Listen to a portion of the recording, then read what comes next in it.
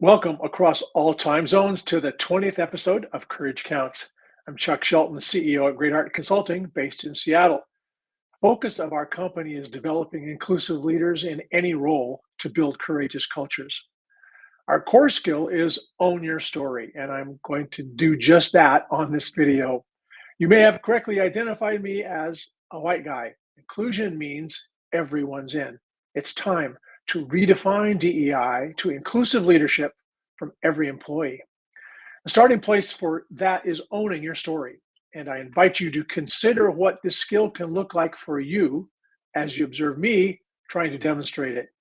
Keep in mind that in every identity group, again, including white men, there is a huge variation in identities by sexual orientation, religion, age, language, nationality, and other identity points.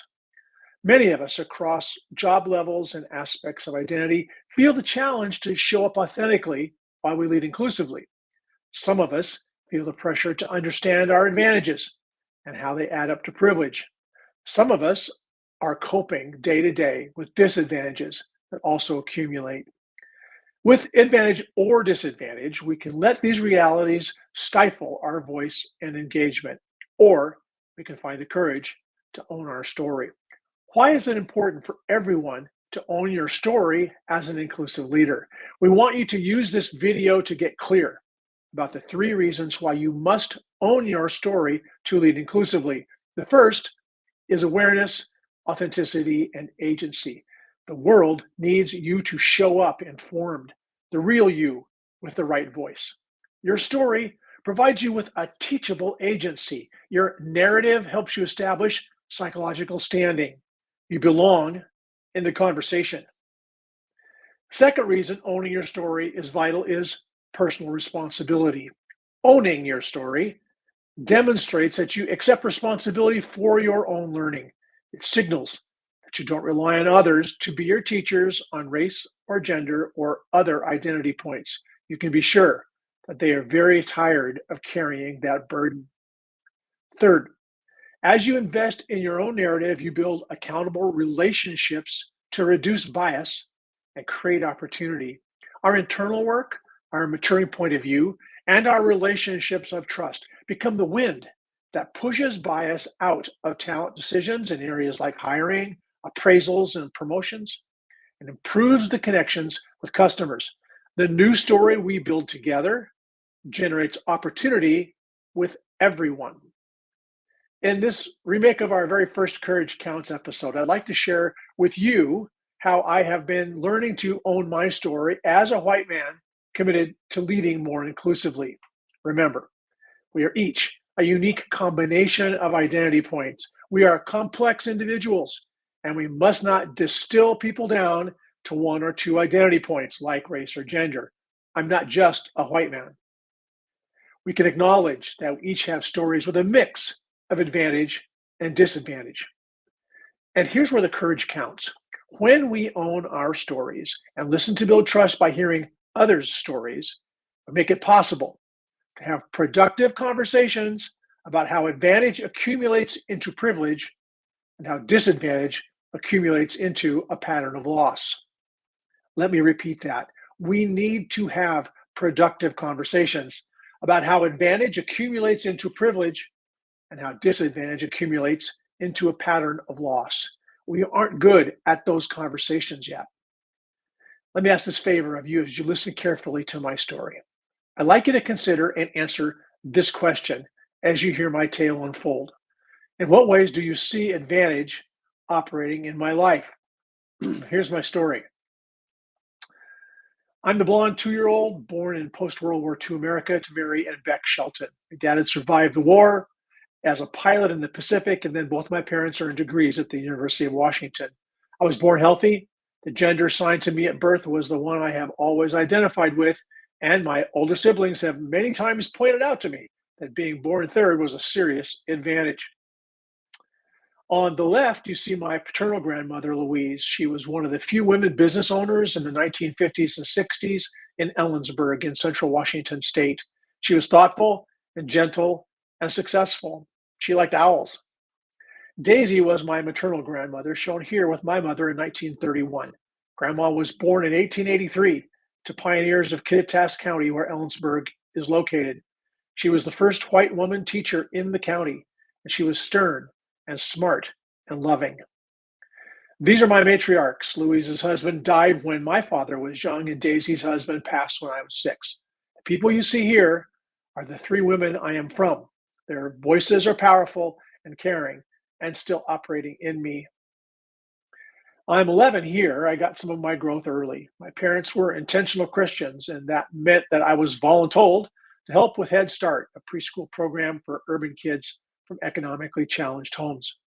Many Monday afternoons, Mom and I drove into Seattle's Central District from our home on Mercer Island, one of the region's nicest suburbs.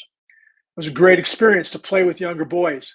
I learned a lot about the impact of family economic circumstances, including the many choices that came to me from being in a family with more than enough. When Dr. Martin Luther King Jr. was assassinated by a white supremacist in 1968, my parents and I joined in this march to a service at Memorial Stadium in Seattle. The 3 of us are back in this crowd somewhere. At the event, I saw about 11,000 Black people, which was pretty much the entire Black community in Seattle then. And there were maybe 300 white people. I asked my mom, "Where is everybody?" Meaning, why aren't there more white people like us here? My mom said, "This is everybody who is ready to grieve today. We need to find out why there aren't more people here who look like us." The next month, my folks took me to a racial reconciliation workshop in Seattle led by Reverend Woody White, pictured here. Dr. White retired as a Methodist bishop in Atlanta, and he passed in 2023. You want to learn about how courage counts? I did that day. He looked at me and that mostly white audience. I was 13, and he said, "I need you to take responsibility for being white, so you become part of the solution and not part of my problem." You see how he personalized the invitation? I accepted his challenge without really understanding what a pivotal moment it was. 13-year-old boys are not known for their soul-changing epiphanies, but maybe we should expect more of our young men, especially our white boys, when it comes to racial learning. During the 58 years since then, my calling has been to take responsibility for being the advantaged son of Mary and Beck, a grandson of Daisy and Louise. And I'm the living legacy of Dr. White. My whole life, I've been learning about what it means to be a cisgender man, white, physically and mentally healthy, American, straight, Christian, etc. My life and Great Heart Consulting is focused on building bridges with those who are shaped by other cultures and identities. And 58 years downstream from that day with Dr. White, my calling is to engage and equip other white guys who want to lead more inclusively and do so so that our colleagues of other identities trust us and hold us accountable. I graduated from Mercer Island High School, where more than 90% of students go on to college. But my social and racial education was uncomfortably homogenous. So during my junior year, I transferred into Seattle's Franklin High School, which in 1970 was the most racially mixed high school on the West Coast. My undergraduate work was at the Progressive Evergreen State College, a progressive school in Olympia, Washington. I majored in conflict studies. When I graduated from college, my mom, once again speaking into my life, told me that 1% of the world's population had a college degree. I was on my way to graduate school at Fuller Theological Seminary in Pasadena, California, where I completed a master's degree in social ethics. At age 24, and very much the peace and justice activist, I imagined that I could dream something big and help it come true. I came up with an idea for a national conference of Christian leaders coming from a variety of political viewpoints to convene for 3 days in Pasadena and discuss the church and peacemaking in the nuclear age. 4 years later, because of an amazing team, mostly in their 20s, 1,500 people arrived, including a U.S. Senator, retired generals, senior denominational officials, and many pastors and lay leaders. Here's how the article on the event appeared in the New York Times and the cover of a book on the proceedings of the event. It was a powerful lesson for me in my 20s, learning that I could be instrumental in important outcomes. Later that same year, 1983, I got the opportunity to lead a refugee resettlement program across California. Yeah, that's me in the middle in the light suit and the mustache. This was the team in Garden Grove, California, and we also had offices in San Francisco and San Diego. It was a wonderful and challenging experience in multicultural management when I was 28 to 32 in age, building a point of view and around differences in education and culture, race and religion, and especially language and economic opportunity. Jump ahead 20 years, this portrait was our family's attempt at a serious Vanity Fair look. I'm 52 here, still got the mustache. Along the way, my partner earned her PhD in clinical psychology. We were deeply fortunate to bring our daughter and son into the world. Today, now in their 30s, they are gifted and doing well. Patrick, happily married, works with me at Great Heart. Our daughter is an attorney and, along with her partner, has two children about whom I am extremely enthusiastic. My spouse and I, God willing, will celebrate our 50th anniversary next year. In 2008, I had the good fortune to publish my first book, Leadership 101 for White Men: How to Work Successfully with Black Colleagues and Customers. And we followed that up 4 years later with the study on white men leading through diversity and inclusion. Perhaps you are observing by this point in my story how multiple advantages have opened the door to my voice and agency. My chief life struggle is the challenge of self-actualization. This has led to a team at Great Art Consulting that is a joy to me and a powerful influence for inclusive leadership with our clients. But there's a deeper story behind the layers of advantage and choice in my own life. We all come from ancestors, known and unknown. There are shadows from those I have descended from, and I have to own those roots of my story as well. My DNA tests reveal that I'm about 90% English, with another 9% of my heritage hailing from other parts of Northern Europe. One of my ancestors is William Byrd II. He and his father and son owned the Westover Plantation in Charles City County, Virginia, from 1676 to the 1750s. At the height of its power as a tobacco farm, what we might better call a slave labor camp, covered 179,000 acres. These men of the Byrd family enslaved at least hundreds of people from Africa and also an unknown number of indigenous people.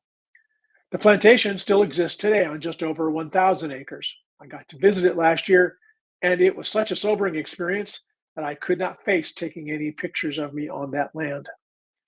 I'm 13 generations descended from this Mr. Byrd. While any benefit from him to me is difficult to trace, it seems likely that the echoes of slavery still ring in the lives of African Americans, my ancestors enslaved. For me, this is a way to personalize Black History Month and Juneteenth. 100 years later, after William Byrd III, another generation of my ancestors traveled west for 2,000 miles on the Oregon Trail. White settlers could only occupy land now in central Washington state because of the Yakima War, ending in 1855, with a combination of the US military, people who called themselves missionaries, and opportunistic commercial interests forced the local Klickitat band onto the Yakima Reservation with other regional tribes. 2 years later, my great-great-grandparents, John and Jane Golden, pictured here, founded Goldendale in south central Washington state. It's a town of 3,000 today. I was raised on stories of the courage of my pioneer ancestors, and I admire them still for their risks and their achievements. I have not yet visited the Yakima tribal historians to learn more about those times and to try and understand the courage of the Klickitat tribe. I need to go do that, and I'm hoping my two children will come with me. My ancestors are their ancestors. They're still sorting for what it means to take responsibility for being white, as I was invited to do so many years ago. 80 years later, another dark family chapter. During World War II, my father piloted a Navy bomber like the ones pictured here. In early 1945, the US military was preparing for a full-scale invasion of the Japanese homeland to try and end the war. It was known among the bomber pilots that they would lead the invasion and many would not survive. My dad expected to be in that wave of planes to end the war. I cannot imagine the courage it took for him to face that fate. And then we Americans dropped the atomic bombs on Hiroshima, Japan, and on Nagasaki 3 days later. Hundreds of thousands died instantly, and many more in the following years. I certainly cannot imagine the courage the people in those cities found to carry on and recover as best they could. My dad started home from the Pacific 2 weeks after the atomic bombs dropped. It's a good chance I would not have been born if Hiroshima had not happened. Let me be clear, I do not mean this as any sort of validation of that act in history. But for me to own my story with an honest look at where I come from, I must acknowledge the complicated realities that shape my very existence, even when it comes to nations at war. I am a person who comes from ancestors who benefited directly from the horror of nuclear war, from the genocide of Native people, and from the enslavement of Africans. My story is messy. And I'm also the son of two fine humans, Beck and Mary Shelton. They say that the boy is father to the man. Finally, in this saga of Chuck Shelton owning my story, here I am again, a white boy of 4 holding my gun, standing on a homestead my grandfather bought in 1945 in the mountains of central Washington. 80 years later, the land is still in the family. It is the most important place in the world to me. From my earliest days, Advantage has accumulated into profound privilege in my life. Author Isabel Wilkerson speaks of the historic threads of inherited human rank. The strands of my life are woven with massive advantage. Please read her book, Caste: The Origins of Our Discontent. It will open your eyes to what humans do with boundaries. It will help you own our collective story. It's a book you should mention to anyone concerned about critical race theory. So, you've heard my story, and I'm trying to own it. Each of us has a story composed over the years and centuries, weaving in advantages and disadvantages. When it comes to advantages, the point is not to feel guilt and shame.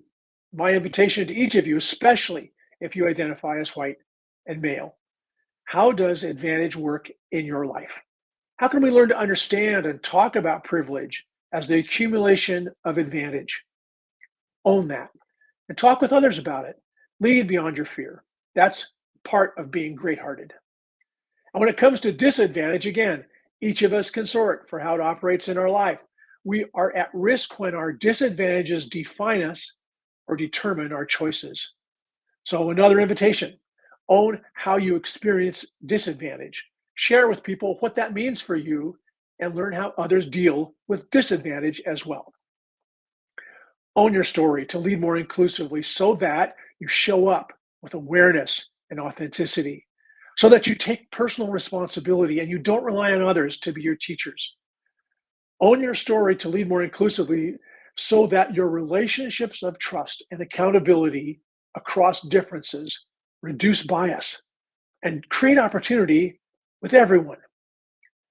This is our work together. Own your story. Learn from the stories of your colleagues and build a new story together.